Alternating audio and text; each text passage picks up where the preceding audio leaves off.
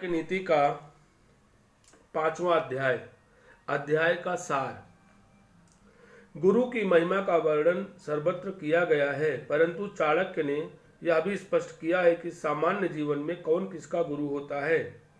उनका कहना है कि स्त्रियों का गुरु उसका पति होता है, गृहस्थ का गुरु अतिथि होता है, ब्राह्मण, क्षत्रिय और वैश्य का गुरु अग्नि अर्थात अग्निहोत्र है और चारों वर्णों का गुरु ब्राह्मण है। जिस प्रकार सोने को कसौटी पर घिसकर आग में तपाकर उसकी शुद्धता की परख होती है, उसी प्रकार मनुष्य अपने अच्छे कर्मों और गुणों से पहचाना जाता है और प्रतिकूल परिस्थितियों में ये निखरते हैं। चाणक्य कहते हैं कि मनुष्य को जीवन में भयभीत होने की आवश्यकता नहीं, उसे निडर होकर कार्य करने चाहिए। यदि किसी भय की आशंका हो तो भी घबराना नहीं चाहिए, बल्कि संकट आने पर उसका डट कर मुकाबला करना चाहिए। चाणक्य कहते हैं कि यह आवश्यक नहीं है कि एक ही माता से उत्पन्न होने वाली संतान एक ही प्रकार के स्वभाव वाली हो। सब में अलग अलग गुण होते हैं। यह वैयक्तिक भिन्नता तो प्रकृति का विशेष गुण है। चाणक्य का मानना है कि कोई भी व्यक्ति वह वस्तु प्राप्त नहीं कर सकता जिसे प्राप्त करने की उसमें इच्छा ना हो। जिसे विषय वासनाओं से प्रेम नहीं, वह श्रृंगार अथवा सुंदरता बढ़ाने वाली वस्तुओं की मांग नहीं करता। जो व्यक्ति बिना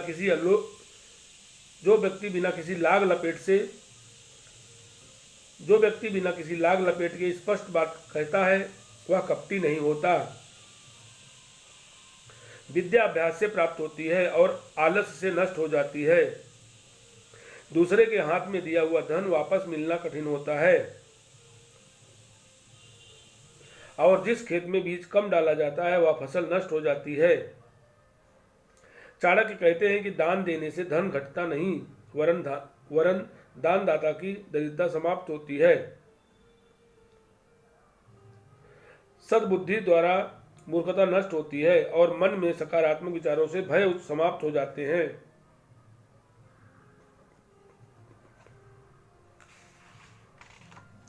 मनुष्य में अनेक ऐसे दोष होते हैं जिनसे उसे अनेक कष्ट उठाने पड़ते हैं। चाणक्य कहते हैं कि काम वासना से बढ़कर कोई दूसरा रोग नहीं, मोह और क्रोध के समान स्वयं को नष्ट करने वाला कोई शत्रु नहीं। चाणक्य का कहना है कि क्रोध व्यक्ति को हर समय जलाता रहता है। मनुष्य जो कर्म करता है, अच्छा या बुरा, उसका फल उसे अकेले ही भोगना पड़ता है। वह अकेला ही इस संसार में जन्म लेता है और अकेला ही मरता भी है। स्वर्ग और नरक में भी वह अकेला ही जाता है, केवल कर्म ही उसके साथ जाते हैं। मनुष्य जब विदेश में जाता है तो उसका ज्ञान और बुद्धि ही साथ देती है। घर में पत्नी ही सच्ची मित्र होती है। औषधि रोगी के लिए हितकर होने के कारण उसकी मित्र है। मृत्यु के बाद जब संसार की कोई वस्तु या व्यक्ति मनुष्य का साथ नहीं देता, उस समय धर्म ही व्यक्ति का मित्र होता है। चाणक्य का कहना है कि वर्षा के जल से श्रेष्ठ दूसरा जल नहीं और व्यक्ति का आत्मबल ही उसका सबसे बड़ा बल है। मनुष्य का तेज उसकी आंखें हैं और उसकी सबसे प्रिय वस्तु है अन्न। संसार में कोई भी अपनी स्थिति से संतुष्ट नहीं है। जो पास में नहीं है उसकी चाह प्रत्येक व्यक्ति करता है। निर्धन धन चाहता है, पशु वाणी चाहते हैं। मनुष्य स्वर्ग की और देवत्व को प्राप्त जीव मोक्ष की कामना करते हैं। आचार्य यहाँ संकेत दे रहे हैं कि देवता भी असुरक्षित हैं। उन्हें भी पुण्य समाप्ति के बाद मृत्यु लोक में आना पड़ता है, इसलिए वह देव योनि से भी मुक्त होना चाहते हैं। सत्य की महत्ता बताते हुए चाणक्य कहते हैं कि सत्य के कारण ही दुनिया के समस्त कार्य व्यापार चल रहे हैं।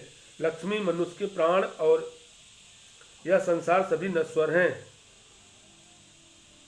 लक्ष्मी, मनुष्य के प्राण और यह संसार सभी नश्वर हैं। केवल धर्म ही शाश्वत है, अर्थात मनुष्य को अपनी रुचि धर्म में रखनी चाहिए।